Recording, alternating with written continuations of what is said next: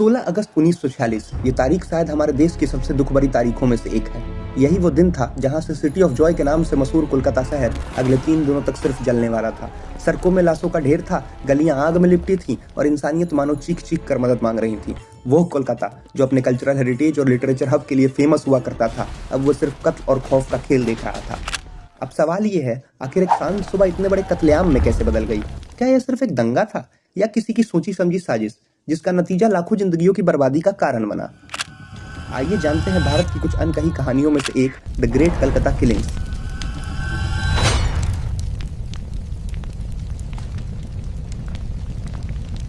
इस कहानी की शुरुआत तो तभी हो गई थी जब मोतीलाल नेहरू की कमेटी ने 1928 में यूनाइटेड इंडिया का एक ब्लूप्रिंट बनाया था, जिसमें कहा गया था कि इंडिया को डोमिनियन स्टेटस मिलेगा, सबके पास राइट टू वोट होगा और कोई भी अलग इलेक्टोरेट नहीं होगा। इंडियन नेशनल कांग्रेस के लिए यूनाइटेड इंडिया एक सबसे बड़ा सपना था, लेकिन वहीं दूसरी तरफ मोहम्मद अली जिन्ना के ऑल इंडिया मुस्लिम लीग के लिए बस अपना पहचान खोने का डर। इसी डर की वजह से जिन्ना ने अपने 14 पॉइंट सामने रखे, जिसमें अलग रिप्रेजेंटेशन और सेफ गार्ड्स की डिमांड रखी गई। और फिर क्या, फिर यहीं से हिंदू मुस्लिम पॉलिटिक्स में सबसे बड़ा कॉन्फ्लिक्ट शुरू हुआ। 1930 में मोहम्मद इकबाल, जिन्हें हम पाकिस्तान का स्पिरिचुअल फादर भी कहते हैं, वो ऑल इंडिया मुस्लिम लीग के प्रेसिडेंट बने और तब उन्होंने इलाहाबाद सेशन में अपना फेमस स्पीच दिया, जिसमें कहा गया कि मुझे लगता है पंजाब, सिंध, बलूचिस्तान और नॉर्थ वेस्ट फ्रंटियर प्रोविंस को मिलाकर एक अलग मुस्लिम स्टेट बनानी होगी। यही वो स्पीच थी जो पार्टीशन की थ्योरेटिकल फाउंडेशन बन गई। 1933 में कैम्ब्रिज में पढ़ रहे एक स्टूडेंट चौधरी रहमत अली ने एक पैम्पलेट लिखा, नाउ और नेवर, और यही पहली बार पाकिस्तान वर्ड यूज हुआ। पंजाब, अफगानिस्तान, कश्मीर, सिंध और बलूचिस्तान के इनिशियल से बना हुआ एक नाम। वर्ल्ड वार 2 खत्म होते होते ब्रिटिश गवर्नमेंट की इकोनॉमी और मिलिट्री दोनों की कमर टूट चुकी थी। अंग्रेज समझ गए थे कि अब भारत पर हमेशा राज करना पॉसिबल नहीं है। इसके कुछ ही सालों में देश भर में हिंदू मुस्लिम दंगे बढ़ने लगे थे। एक तरफ कांग्रेस एकता की बात कर रही थी, दूसरी तरफ मुस्लिम लीग पार्टीशन के नारे लगाने लगी थी। इसी अफरा तफरी में ब्रिटिशर्स ने अपना असली रंग दिखाया और इंडिया भेजे गए उनके आखिरी वाइसरॉय लॉर्ड माउंटबेटन, जिन्होंने भारत के सामने एक प्लान रखा जिसे कहा गया कैबिनेट मिशन प्लान। इस प्लान के मुताबिक भारत एक ही देश रहेगा, पार्टीशन नहीं होगा, लेकिन प्रोविंसेस को 3 बड़े ग्रुप्स में बांटा जाएगा। हिंदू मेजोरिटी प्रोविंसेस एक तरफ, नॉर्थ वेस्ट के मुस्लिम प्रोविंसेस एक तरफ और बंगाल, असम को एक अलग ग्रुप में रखा जाएगा। सेंट्रल गवर्नमेंट के पास सिर्फ डिफेंस, कम्युनिकेशन और फॉरेन अफेयर्स होंगे, मतलब एक यूनाइटेड इंडिया का कवर, लेकिन इसके अंदर ही अंदर एक डिवाइडेड इंडिया। शुरुआत में कांग्रेस और मुस्लिम लीग दोनों ने इस प्लान को हाँ कर दिया, लेकिन असली तूफान तब आया जब जवाहरलाल नेहरू ने 10 जुलाई 1946 को बॉम्बे में एक प्रेस कॉन्फ्रेंस के दौरान ये कह दिया कि कांग्रेस इस प्लान से बंधी नहीं है, हम अपने हिसाब से बदलाव करेंगे। और यहीं जिन्ना को लगा कि कांग्रेस मुस्लिम लीग को धोखा दे रही है और 29 जुलाई 1946 को बॉम्बे में हुए एक सेशन में मोहम्मद अली जिन्ना ने 16 अगस्त को डायरेक्ट एक्शन डे अनाउंस कर दिया। जिन्ना ने कहा, अब कोई कॉन्स्टिट्यूशनल तरीका नहीं चलेगा, अब होगा डायरेक्ट एक्शन। और डायरेक्ट एक्शन का पहला रंगमंच चुना गया बंगाल। इस वक्त बंगाल में मुस्लिम लीग की सरकार थी और चीफ मिनिस्टर थे हुसैन शहीद सुहरावर्दी। उनका नाम हिस्ट्री में इसलिए याद रखा गया क्योंकि उन्होंने ही 16 अगस्त को पब्लिक हॉलीडे डिक्लेयर किया था ताकि मुस्लिम लीग के रैलीज और प्रोसेशन में ज्यादा लोग आ सकें।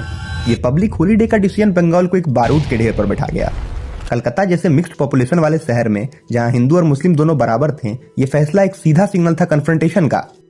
मुस्लिम लीग ने कलकत्ता में ऑक्टर लोनी मॉन्यूमेंट, जो आज का शहीद मीनार है, वहां पे एक मैसिव रैली बुलाई जिसे कहा गया ग्रेट कलकत्ता डेमोन्स्ट्रेशन। लाखों लोग जमा हुए, हाथ में ग्रीन फ्लैग्स लिए, नारे लगाते हुए, लड़के लेंगे पाकिस्तान, बना कर रहेंगे पाकिस्तान। सुहरावर्दी खुद रैली में शामिल हुआ।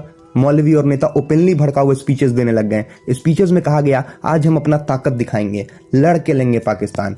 11 बजे के अप्रोक्स दिन में रैली खत्म हुई तो भीड़ अलग अलग जुलूस बनाकर शहर की तरफ चलने लगी।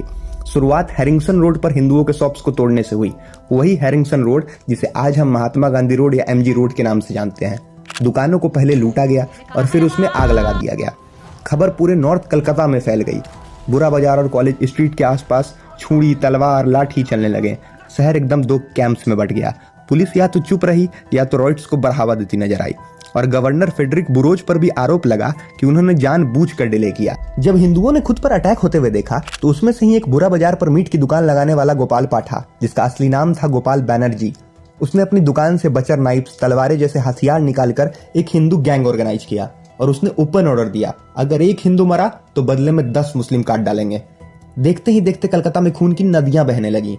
हिंदू और मुस्लिम गैंग्स ने एक दूसरे की दुकानें, घर, मंदिर, मस्जिद सब जला दिए। सिर्फ एक दिन में लाखों लोग अपना घर छोड़कर भाग गए।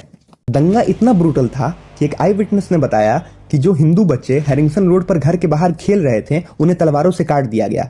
मिलिट्री रिपोर्ट्स के मुताबिक मलिक बाजार में हिंदू बच्चों को जिंदा जला दिया गया, औरतों का रेप करके मर्डर कर दिया गया। मार्गरेट बुर्क वाइट, जो लाइफ मैगजीन की फोटोग्राफर थी, उन्होंने अपने फोटो एस्से में लिखा, कलकत्ता की गलियों में लाशों के ढेर लग गए थे और वल्चर्स उन पर बैठकर भोजन कर रहे थे। कलकत्ता के हैरिंगटन रोड पर एक हिंदू मिल में काम कर रहे सभी लोगों को ट्रैप करके जिंदा जला दिया गया था। 3 दिनों तक कलकत्ता एक बैटलफील्ड बना रहा, चारों तरफ खून और लाशों की बदबू। जब ब्रिटिश इंडियन आर्मी ने 19 अगस्त को कलकत्ता में मार्च किया, तब तक पूरा शहर जल के राख हो चुका था। 10,000 से भी ज्यादा लोग मारे जा चुके थे और ना जाने कितने ही लोग घायल थे। उस टाइम की पॉलिटिक्स भी ऐसी ही थी कि कुछ सही से रिकॉर्ड तक नहीं किया गया। आर्मी के रिकॉर्ड बोलते हैं 4,000 लोगों की डेथ कंफर्मेशन थी, लेकिन लोकल अखबार द स्टेट्समैन ने लिखा असल गिनती 10,000 से भी ज्यादा थी। आर्मी के ऑफिसर्स ने खुद नोट किया, अगर हमें पहले बुलाया जाता तो ये खून खराबा रोका जा सकता था।